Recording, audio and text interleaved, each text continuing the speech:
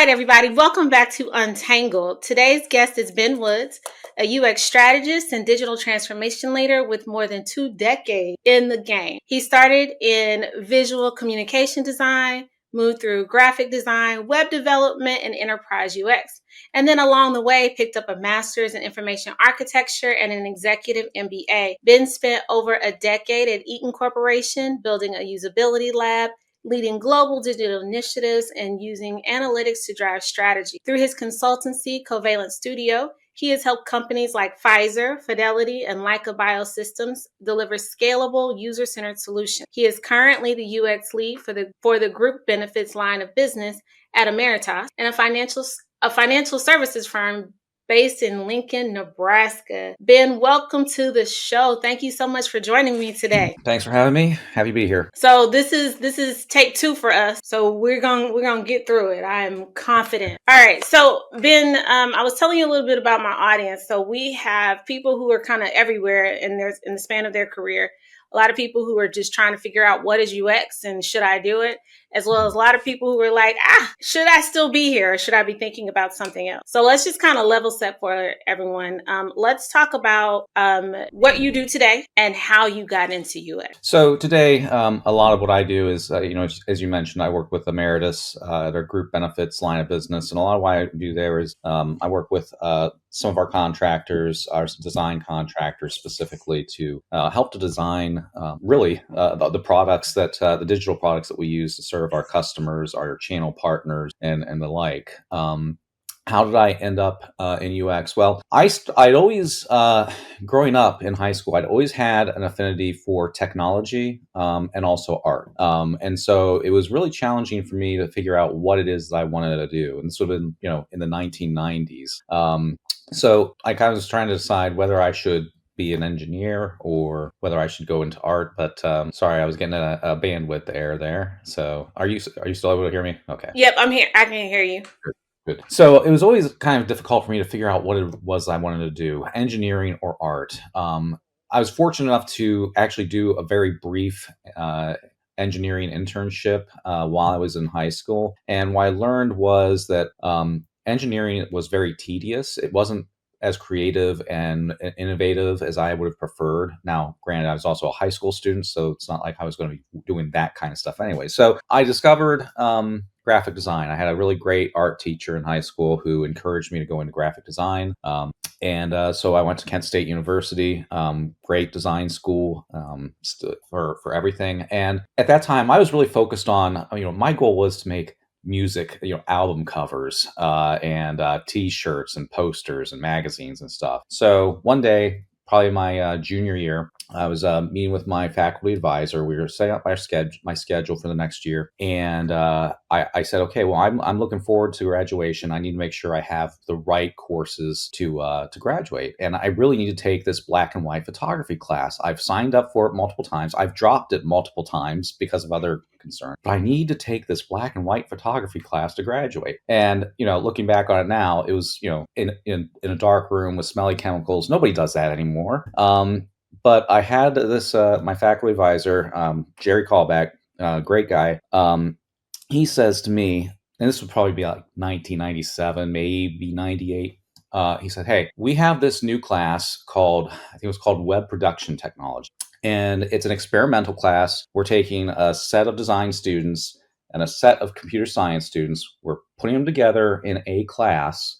And the idea is you guys are going to learn how to build websites because clearly there's a technology side to it and a design side to it. And I said, yeah, Jerry, that sounds great. That's an elective. I don't really know, that's good. I don't need any more electives. And I need the black and white photography class. Well, I really think you ought to take this class, because we might not offer it again. We always have black and white photography. Well, yeah, I hear what you're saying, Jerry, but I got to graduate. I need to do what I need to do to graduate. And I'll never forget it. Jerry looks straight at me and he says, listen to me. The web is going to be big, and you would be very stupid to pass up on this opportunity because not every student has the opportunity to take this class. So you should take this class. And I said, well, I can't let my professor think that I'm stupid. So I signed up for the class. And so after that, It was a great experience, and actually, it was a very good experience for me. It positioned me very well early on when web design was becoming a thing.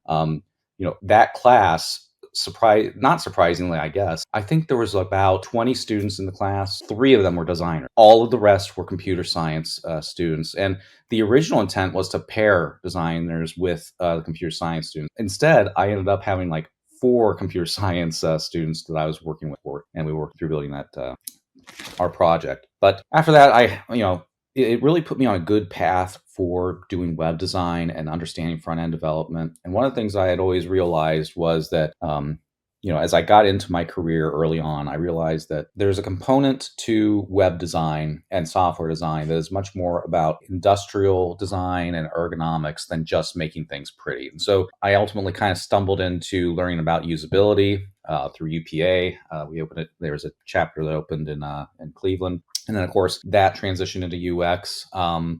Ultimately left my design firm job. I was ready to do something different, and I got the job with Eaton Corporation, which was a really interesting shift. I went from a 7-person design firm that was just focused on making things look pretty and went to a large company with 70,000 people worldwide that had processes and dedicated people to do work. So we ultimately, it really opened my eyes to how design fits with business. When I worked in a studio, a design studio, we were kind of isolated from the business, and we kind of, as designers will do if they're by themselves, kind of just live in their own world and don't think about business. And so after going to Eaton, it really opened my eyes. I decided to go back to school and get my degree in user experience design. I was ready to make a change because graphic design was just not there for me.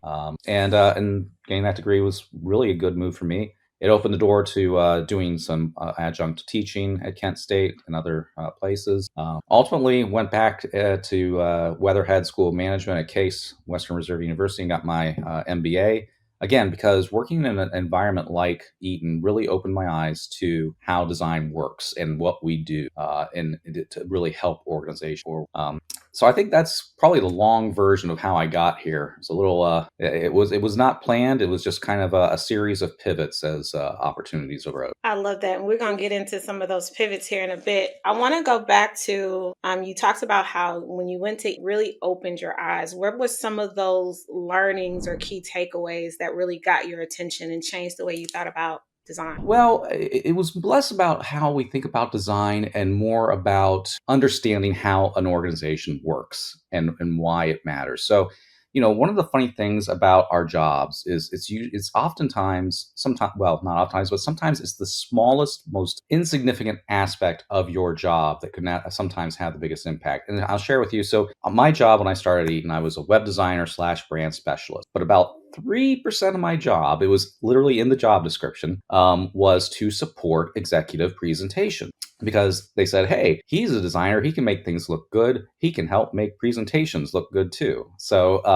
as a result, I did a lot of work with executives looking at their PowerPoint presentations that they would give to financial analysts, other employees. And one of the really cool things that I got to do in my job is I sat in on senior leadership, like the tippy top of the organization. And the funny thing is it was a kind of an old school setup. They literally had a projector room that I sat in with basically a forward-facing projector.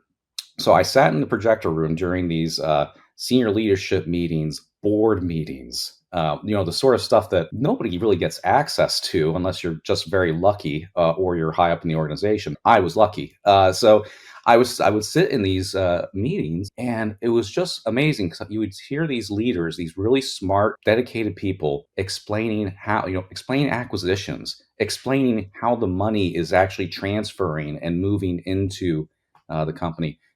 What does days on hand mean? What does the days outstanding mean? And so I really kind of started to pick up and understand what certain metrics and certain numbers meant. Started to learn a lot more just through osmosis, learning about, oh, if we buy this business, we take this part of the business and we get synergies and we spin off these assets, et cetera, et cetera. So that's ultimately what really opened my eyes to the business world, and then led me to go into pursue my MBA at Weatherhead. And so that's I think that's one of the things that I really enjoyed. Along the way, I was lucky. Kind of got tapped for a junior, what do they call it? Future leader program that they had at Eaton. So went for like a 6 month course there. And one of the things that I also learned, and what I try to bring to UX, is the importance of emotional intelligence and soft skills. The hard skills are not going to get you there, right? I had the opportunity. I sat down with the CFO at Eaton and interviewed him for some things, actually for my MBA course. Not only the key thing is, when you look at high performing organizations, it's not just that their leaders know the skills and they know the hard skills and they have a lot of knowledge. They are genuinely decent people, and they are good to talk to, and they are generous with their time oftentimes. Now that said, they're also very busy, but like I said, I mean, the good leaders are generally good people, from what I've. So, what advice would you have for who are hearing this and don't have that kind of access, right? So, you're new to, you don't even have to be new. Sometimes it just hasn't come up yet. So, you're in design, you're in research. How do you get to where you're learning more about the business? Where would you direct them to go to get that kind of information? So the good thing is, and you're absolutely right. Not everybody is as lucky as I am to just stumble into these opportunities.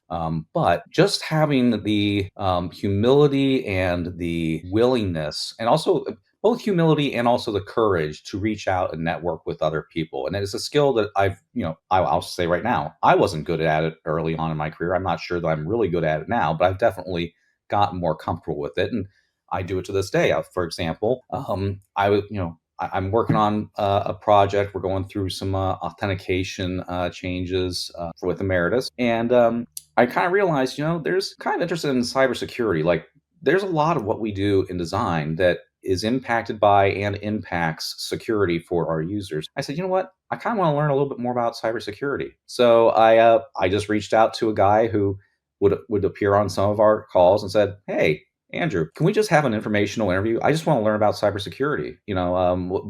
Are there some, maybe baby steps I could take to learn a little bit more about it? Obviously, I'm not going to take your job, but I am interested in it. So, I'd say if you want to build your knowledge and build your currency and value in an organization, show interest in other parts of the organization. Yep. So, and you didn't say those words specifically, but it's just that natural curiosity. But the words you did use that I love was build your currency, right? The more you know outside of, just design or research, the more you know about the business, the more pieces you can put together and you build your currency and your overall value to the company. That's great. Well, Okay. and Um, and oh, go let ahead. me just add, let me add one other thing. I mean, as designers, it is also really important for us to understand that we are on a team. We're in an organization.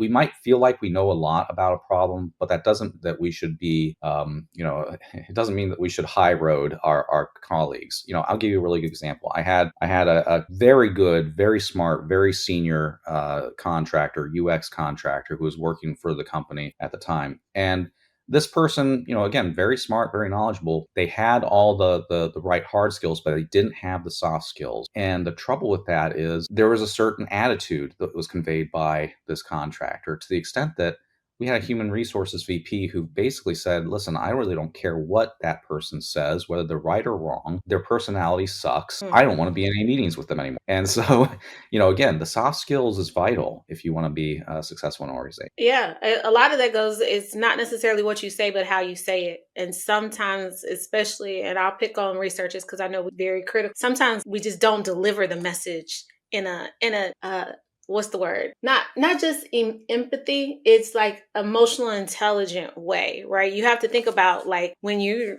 criticizing somebody, sometimes their feelings get hurt, right? And you have to do it in a way that makes you sound understanding and that y'all are teammates. So a lot of it is how you say things. I want to change gears just a little bit. Yeah. So when we talked the first time, we talked about how for a while you did some kind of training in Romania. So can we talk about that a little bit? What was that? What were we doing?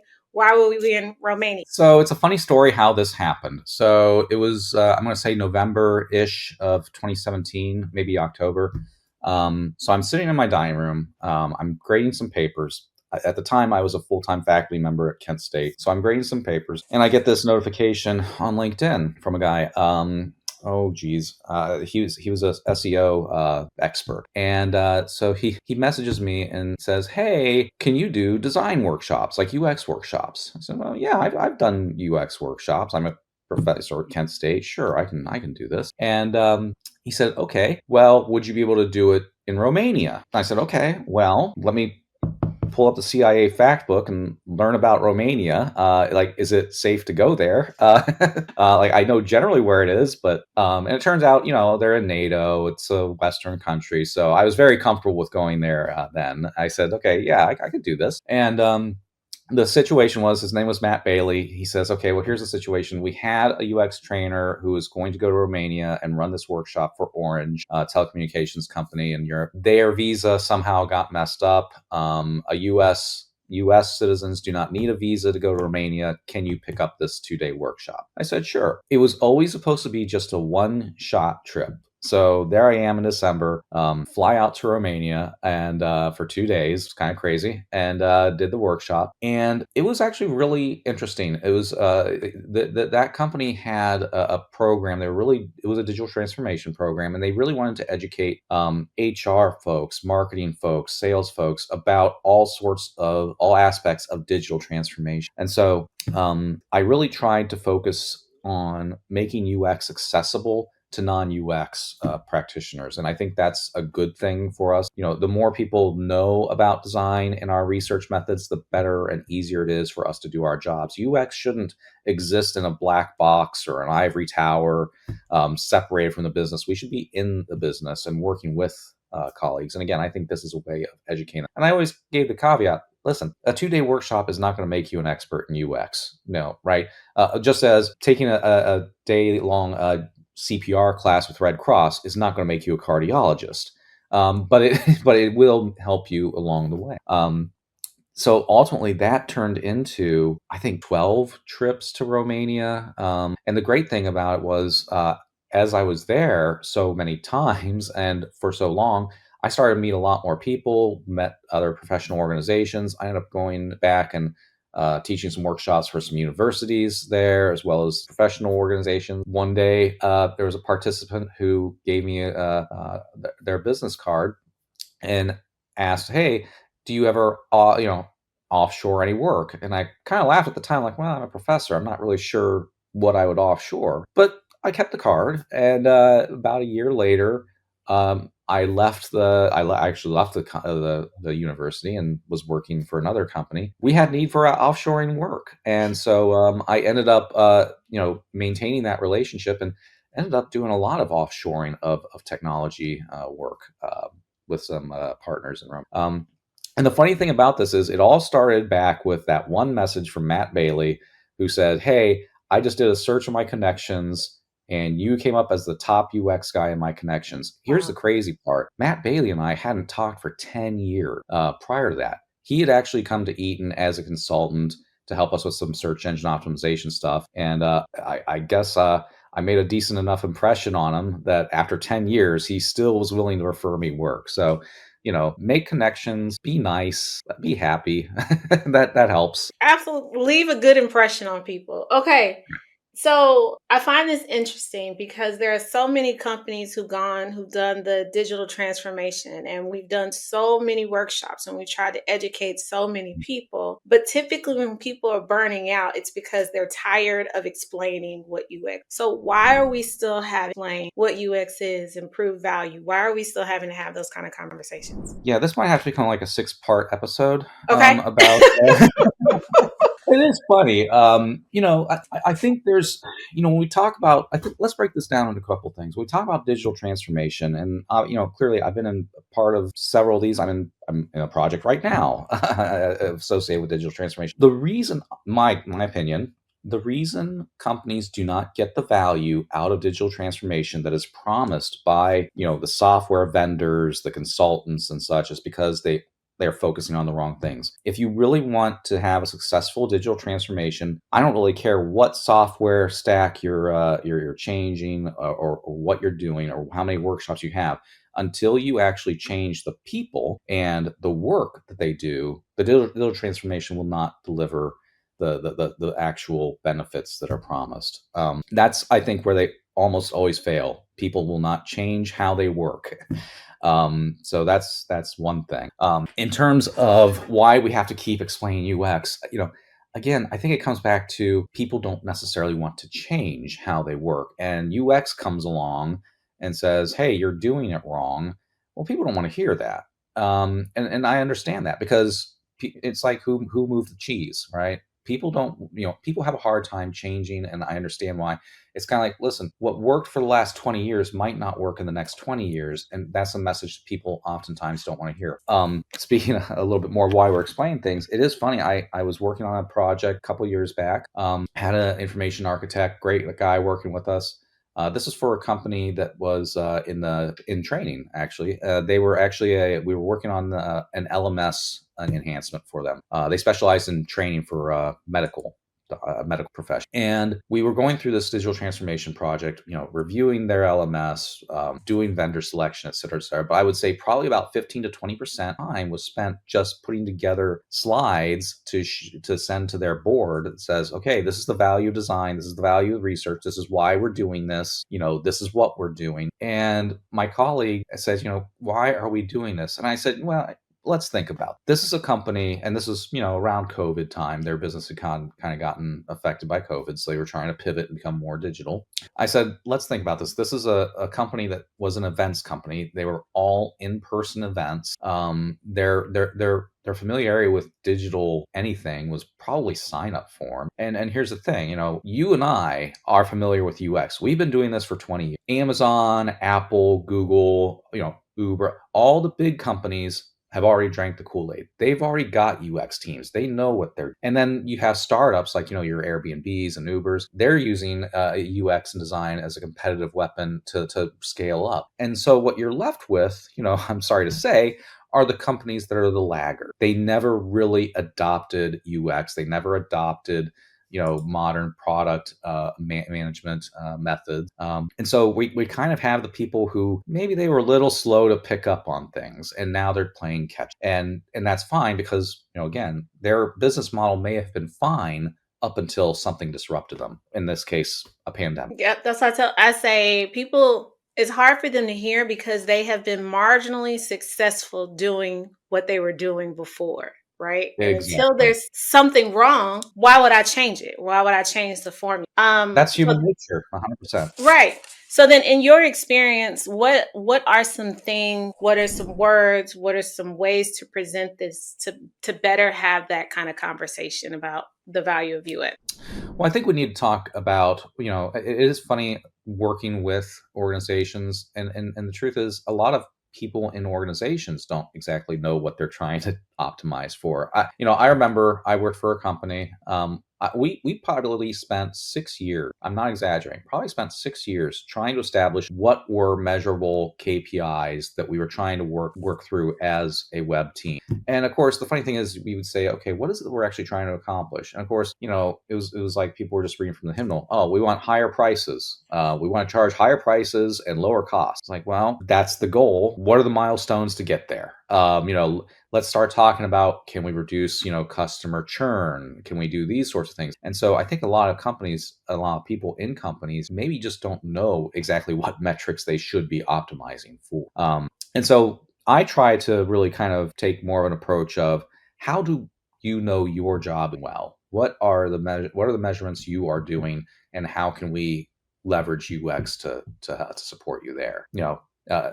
Customer churn is one that's just at the top of my mind, and because of some of the work I'm doing. But yeah, what can we do to reduce that customer churn? What can we do to retain customers? We're working through something right now where if a customer wants to cancel something, maybe obviously we're going to let them cancel, but hey, here are some alternatives that might help you. So, we don't want to be a waiter. We don't want to just say, oh, here's what the business wants. This is because a customer said they want it, and we should just give it to them. We need to be a lot more curious and inquire a lot more, and say, okay, well, this is what you want. What is it that what's the actual outcome that you're working? Because a lot of people in organizations do a lot of self-diagnosis.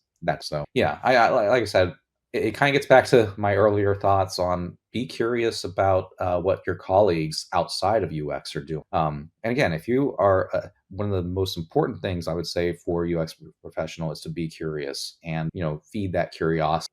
Talking to people outside of UX. And that's everybody, right? Not just the researchers. Don't just send your researchers, right? Designers too should just be curious about the overall state of the business. Yep. You said something. I don't even remember when our first conversation was, but you said something, and you may not know that this has sat on my spirit every day. Okay.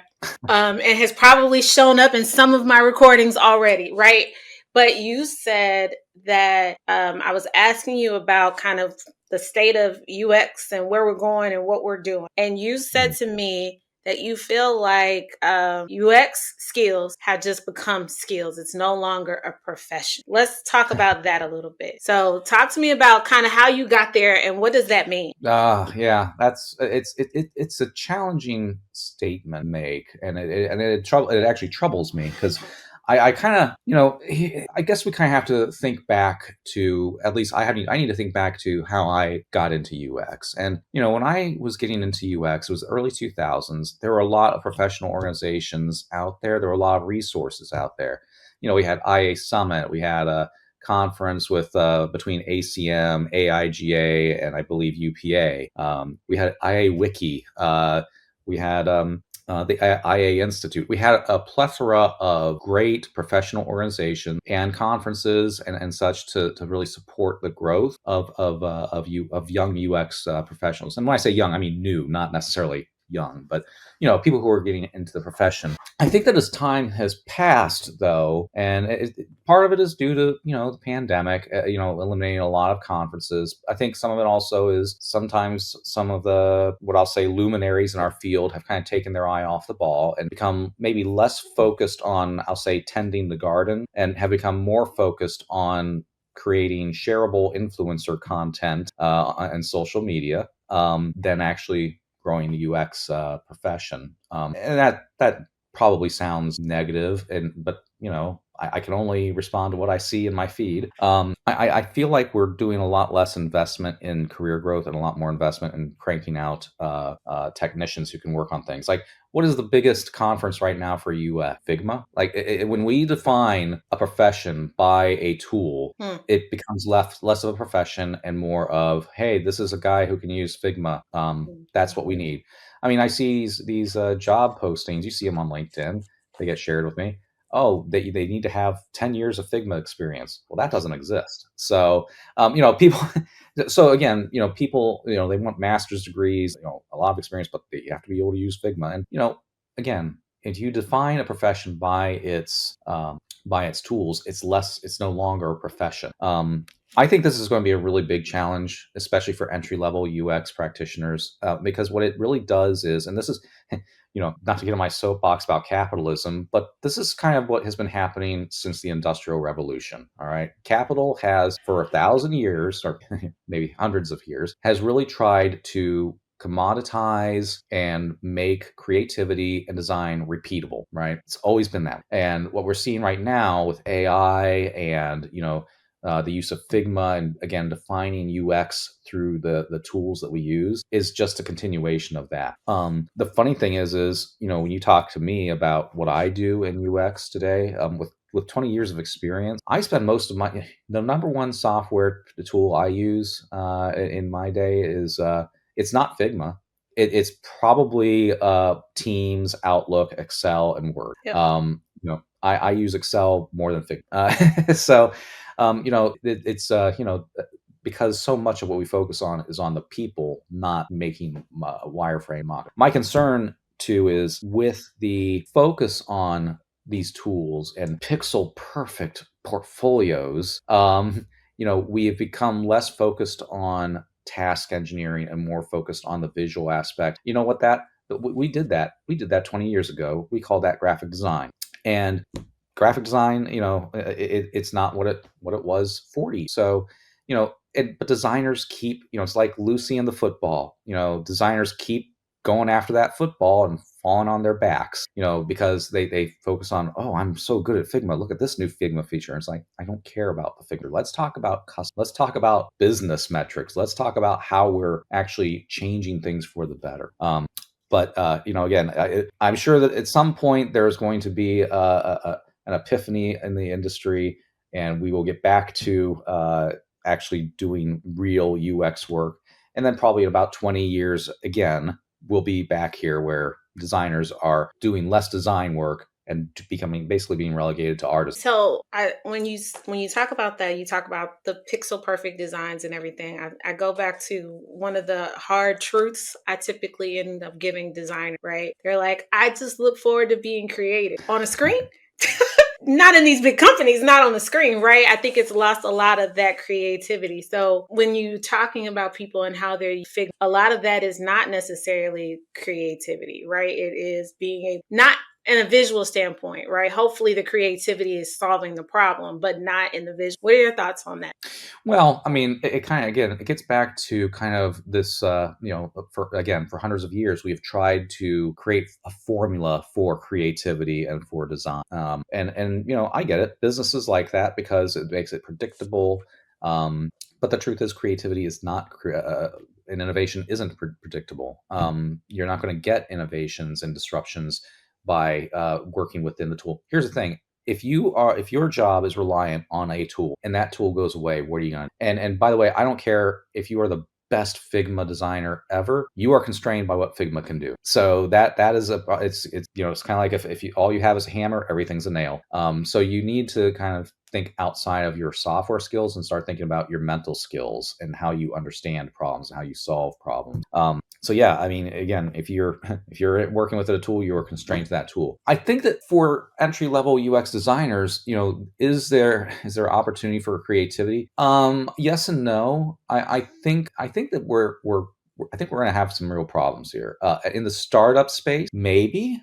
In the startup space, maybe there's opportunities for creativity. My concern there is in the startup space, cash is always tight, speed is always vital, and whenever you squeeze time out of project plans, it reduces the space needed for creativity. The other thing is, let's face it, generative AI. I mean, I know of people who work in startups, multiple people who worked in startups, who have basically seen their jobs disappeared because the founder, who maybe is running short on cash, says, hey, I can do the design and the code with AI. Now, that sucks, but I actually think that there's going to be a comeuppance in a few years because we're going to have all sorts of terrible code. We're going to have all sorts of screwed up tasks and task flows and experiences. And at some point, somebody's going to come through and have to fix all this stuff. Now, that was the startup perspective. From a enterprise perspective, I think creativity is a lot tougher. And I think a lot of it is, I'm going to say agile design systems. Again, agile is so focused on, basically continuous delivery, reduced documentation. How do you do research, design, validation in a 2-week sprint? I mean, you have stakeholder reviews. It's not doable. It's basically a very compressed series of waterfalls. Yeah. So I think that Agile has really done a lot to hurt the design profession, again, because we're just cranking out artifacts for developers to develop. We're not solving problems. How can you solve big business problems, again, in a 2-week sprint? You can make incremental improvements, and I often say this, how many users is affected by this? Oh, 5 out of how many tens of thousands? That's small ball. Let's play big ball. Let's work on things that are going to affect thousands, not 5. Not the 5 who probably can't even turn on their computer. Right. So Or the so client, the customers who make the most noise, right? that's right. That's Yep. right. And that's why I often go back to our customer support people, which, I value their input, but it's like, listen, you are hearing from the most irritated, probably the least capable customers. You're not hearing from the ones that are happy. So there is a risk of screwing things up for other customers. The other thing is design systems. I understand the utility for design systems. They are very useful. They are very helpful, and they do speed up design and development. The problem is that it's kind of like if you have a very limited design system, if you only have, if you have a Lego set with only 6 types of blocks, there's a limit to what you can build. Yeah. So again, I think that in the technology space, there's been such demand for UX that we've started hiring less qualified UX people. And there's also been such a focus on squeezing costs and squeezing time out of project plans that we're just kind of moving forward without documenting things, without understanding problems. And that's leading to, I personally think, a diminishment in quality of our products and also a diminishment in the quality of the UX profession there. So I've kind of along this lines, but going in a different direction. Of course, I did some cyber stalking, right? And I noticed that you've been taking classes in AI. You're also interested in cybersecurity. So kind of what are we thinking about? What's next for you? Well, it's funny because I have my two sons. One is in the Navy, the other one's a senior in high school, and I will say that they are concerned about what does the future look like.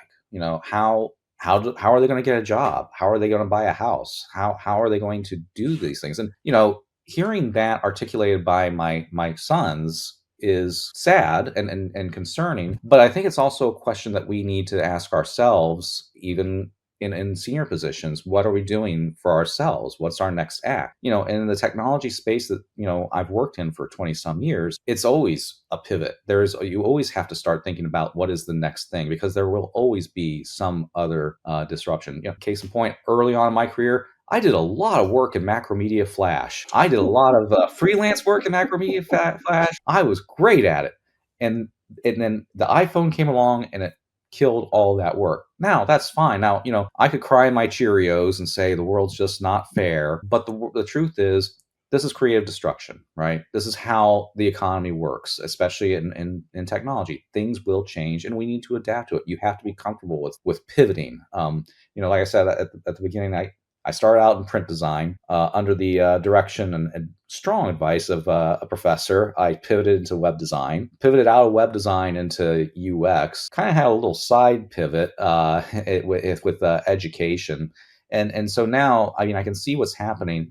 If you look over the last couple of years, there's been a lot of, I'll say a lot of excitement in certain technological breakthroughs like blockchain and such. AI is the one that is, I think, very significant because it does transform so many things.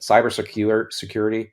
I was telling my son about this because he's trying to figure out what he wants to do in college. And he said, I don't know if being a developer is a good idea. I said, or going to computer science is a good idea. I said, well, it kind of depends. If you want to become a developer, no, I don't think that would be a very good decision. Now, if you want to go into cybersecurity, I think that'd be a very good decision. And here's why. Because if we look at what is happening in the world and what has been happening in the world for the last 15, 20 years, this is going to sound very hawkish, but it is true. Organizations and nation states are at war. They are constantly attacking each other through ransomware, phishing, spear phishing, etc. There are countries out there in the world who their number one source of revenue is phishing. So I said cybersecurity is going to continue to grow and be a vital area for career growth, because it is sad, but war is profitable and it does create this arms race. And I think that if you want to focus on job security and have a job that's not going to go away, it sounds really negative. I don't mean this to be a commentary on humanity, but we conflict tends to pay, and it is not going to go away. One of the things I've actually been very interested in as well is throughout my career, if I were ever feeling a little bit insecure or wanted other experiences, if I was concerned about losing a job, or if I had lost a job, one of the things that's very common for us is we say, oh, well, we'll just do more of the same thing. I'll just pick up a freelance job, and you can do that. The trouble is those are becoming harder and harder to get. You have companies like Fiverr, who basically anybody with a pulse can, hang up a shingle and say, yeah, I'll design your site for $10. Well, that's not interesting to me. That's not, again, the quality is diminished, but somebody says they can do it. There's no credentialing, none of that stuff. I actually think that for me, when I think about my next pivot, it's probably not going to be in technology. And I would say for if you are a senior level or even mid-career UX professional, I really think your next professional role, your next UX role, is probably not going to be in UX. I actually think you should look into becoming a business owner, acquire a product, build a product. Because here's the thing: we have the knowledge. If you're doing the UX work well, You know how businesses work, you know how customers work, you probably have a certain amount of creativity. And by the way, with the tools out there, like AI, you as a informed, capable UX professional can actually use it properly to develop good experiences rather than, like I mentioned, these, some startup founders using it as just a way to cut costs. So, you know, what am I looking for? I'm probably looking at something, more in the traditional economy, but applying my UX knowledge to it. So I've had a similar conversation with my son. So my son is 16, Mm, and I was like, "What college is he going to?" I can't tell you that, right? I don't even know that I would even tell him the advice I got when I was 18, right? So what I tell him is like, figure out what you think you could go to school for, right? That you would be interested in. mhm, And mhm, then we'll figure it out, right? Because it is very hard today to say what those careers are going to be. When I came out of school, it was go get a business degree. Actually turned out to be an okay idea. But I don't know that I have that kind of security with trying to advise my son at mhm, all. Thinking about some of those folks, and I promise this will be my last question before we wrap up. So a lot of people are struggling today to find jobs in UX, mhm. right? So new people who are like, I'm just brand new, and then people who have been doing this for a long time. I know what I tell people, but what do you tell people when they ask you, should they go into UX? Oh. In 2025, should you go into UX? I think listen, the UX gravy train is over. All right, the wage growth and the demand that ended several years ago. I think there was a spark of hope during the pandemic where we saw opportunities to change things up, especially in how we deal with customers, especially in retail and services. But I don't think UX is quite the same profession it was 10 years ago. And it's funny, I said the same thing to my son the other day. I said, you will have to pivot. I don't think UX is going to last forever. Not like it was in 2009. Now here's the thing: is it possible to get a job? Yeah, it's possible to get a job in UX, being a Figma jockey. Now, again, that's basically a graphic design role. We call it UX. They don't pay very well. They're not very engaging or interesting, and you're like one breath away from being outsourced to AI or to an offshore resource. So it's not as attractive as it was. I'll say. I think I lied. I do have another question. So, what do we That's tell the fine. people who are job seekers today, who are struggling with that process? What advice would you give them? So, Uh, not necessarily the new people. We're talking the people who've been doing yeah. this as long as you and I, right? Honestly, I don't know. I'm not looking for a job. I hear the stories from people, and I am not interested in that. I'm happy with my job. I'm working on some interesting things. I like my teammates, so I don't know. The one thing I would say is, I mean, I get emails from LinkedIn. You qualify for this job. LinkedIn is a joke. The whole labor market for UX is broke. With these automatic applicant tracking systems, you basically aren't evaluating people based on the quality of their skills. You're looking for people or bringing them in for interviews based on how well they hack the algorithm. So I mean, I don't know that I would actually look on LinkedIn for any job. I think, when I think about every job I've gotten, it's basically been through referrals and personal relationships. So I know it's harder in 2025 than it was in 2019, but networking is, I would say, a vital way of getting a new role in UX. The good thing is, whenever somebody from your company leaves and goes to another company, maintain that relationship because, they might be able to help you out, and vice versa. That's my advice is really just focus on relationships, networking, that's those sorts of things. Online tools, Indeed and LinkedIn. I don't know. I don't think you get very good opportunities to those. No, that's excellent advice. I want everybody to go back and look at like some of the places that you spent your time. So, the UXPAs and all the organizations, right? Those are great places to network. What you mentioned before, people that you meet that you work with, right? There, y'all may be passing in the night, but if you leave a good impression, that person may call you up 10 years later and say, hey, come go to Romania for me, right? All right, so then last question, I promise. So, Ben, what, if anything else, would you like to leave with my audience? Any parting thought? I think that, for UX and the design professional more broadly, I think it is funny how we were having very much the same conversations that we had in the early 2000s, right? And I think that for designers, a lot of the angst and negativity is really a creation of our own. There's this kind of weird dichotomy that we see in the design community where on one hand we believe design is absolutely critical, it's the most important thing in the world, and if only everybody would see it, and we really should influence the world because design can change the world, and all of society's ills can be corrected with good UX and with sensitivity and such, and these things may be true, and then on the other hand, but nobody ever listens to us. And it's kind of like, well, when are we going to get a seat at the table? And, again, it's kind of like, you kind of have to earn it, right? You kind of have to earn it. And so, again, be positive. Don't get a chip on your shoulder if people aren't listening to you. Again, be curious, have empathy for your colleague, learn about them. Don't talk about how important you are or how important your work is. Learn why their work is important and how you can help. And ultimately, that's, I think, how you really, again, build good relationships, build healthy professional relationships, and get people to come to you instead of you knocking on their door telling them UX is really important. Is it?